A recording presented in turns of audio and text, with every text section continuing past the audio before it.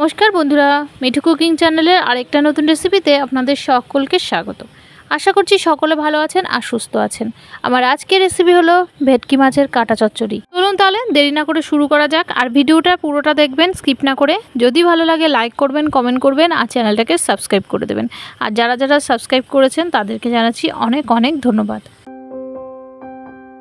ভেটকি মাছের কাটা চচ্চড়ি করার জন্য ভেটকি মাছের কাটা তো অবশ্যই লাগছে। আর আজকে আমি ভেটকি ভোলা মাছ যেটা হয় সেটাই নিয়েছি। তো কাটাগুলোকে খুব ভালো করে ধুয়ে নিয়েছি। তার মধ্যে দিয়ে দেবো লবণ আর হলুদ। লবণ হলুদ দিয়ে এই কাটাগুলোকে একটু ভালোভাবে মাখিয়ে নিতে হবে, যাতে সব কিছুর মধ্যে লবণ হলুদ ঠিকঠাকভাবে ঢুকে যায়। এটা আমি আগে থেকেই বসিয়ে দিয়েছিলাম আর তেলটা গরম হয়ে গেছে। এর মধ্যে আমি রিফাইন তেল দিয়েছি, চাইলে আপনারা সর্ষের তেলও দিতে পারেন। এবার একে একে কাটাগুলো এর মধ্যে দিয়ে একটু কড়াভাবে এগুলোকে ভেজে নিতে হবে। কাটাগুলো ভাজা হয়ে গেছে, একটা প্লেটে তুলে নিয়েছি। এইবার ওই তেলটার মধ্যে আমি দিয়ে দেবো গোটা জিরে, শুকনো লঙ্কা, গোটা গরম মশলা। তার মধ্যে ছিল দারচিনি, এলাচ আর লবঙ্গ। আর দিয়ে দেবো একটা মাঝারি সাইজের টমেটো, আর দেবো একটা বড় সাইজের পেঁয়াজ। পেঁয়াজটাকে কুচি করে নিয়েছি। দিয়ে দিচ্ছি রসুন কুচি। এখানে আমি 6 থেকে 7টার মতো রসুন কুচি নিয়েছি। রসুন কুচিটাও আমি এর মধ্যে দিয়ে দেবো। এবার একটু খুন্তি দিয়ে ভালো করে নেড়ে চেড়ে নিয়ে তার মধ্যে দিয়ে দেবো 3টে কাঁচা লঙ্কা চেরা। দিয়ে দিচ্ছি লবণ। লবণটা দিয়ে একটু ভালো করে নাড়াচাড়া করব, যাতে সব উপকরণগুলো ভালোভাবে গলে যায়। আর দিয়ে দেবো হলুদ। হলুদ দিয়েও নাড়তে থাকবো ক্রমাগত।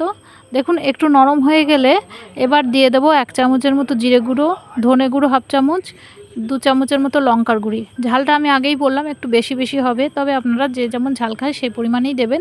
এবার একটু জল দেবো। জল দিয়ে মশলাটাকে ভালোভাবে কষিয়ে নেব, যাতে মশলাটা পুড়ে না যায়। 2-4 দানা চিনিও এর মধ্যে দিয়ে দেবো।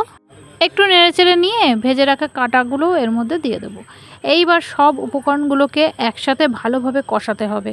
এই কষানোর উপরেই কিন্তু এই রান্নাটা অনেক কিছু স্বাদ ডিপেন্ড করছে। তো খুব ভালো করে এটাকে কষাতে হবে ক্রমাগত। এবার আমি 1 চামচের মতো আদা বাটা দেবো। আদাটা যদি আপনারা চান যখন মশলাগুলো দিলাম তখনও কিন্তু দেওয়া যায়, তখন আমি ভুলে গেছি, মানে স্কিপ করে গেছি, তো তার জন্য আমি এখন দিয়ে দিলাম। দুভাবেই দিলে পরেই ভালো লাগবে। এবার একটু ভালো করে নেড়েচেড়ে নিয়ে যখন মশলাটা থেকে তেল ছেড়ে দেবে, পরিমাণ মতো জল দিয়ে এটাকে ঢাকা দিয়ে দেবো। তবে হ্যাঁ, আপনারা যদি চান তাহলে কিন্তু আলু এর মধ্যে দিতে পারেন। তো সেক্ষেত্রে আলুটাকে খুব ছোট ছোট করে কাটতে হবে, ওই যেমন বাঁধাকপির আলু কাটে ঠিক সেইভাবে আলুটাকে কাটতে হবে। কেটে আলুটাকে কড়া করে ভেজে নিয়ে তারপরে ঠিক এই টাইমটায়, মানে যখন জল দেওয়া হচ্ছে তখন আপনারা দিয়ে দিতে পারেন।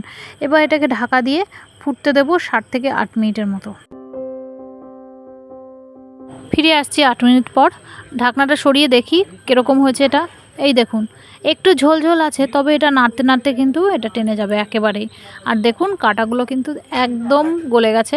ক্যামেরাতে কতটা কালার আসছে আমি জানি না, তবে সত্যি সত্যি এটা কিন্তু দারুণ হয়ে যায় আর একটা ভীষণ সুন্দর গন্ধ বেরোচ্ছে।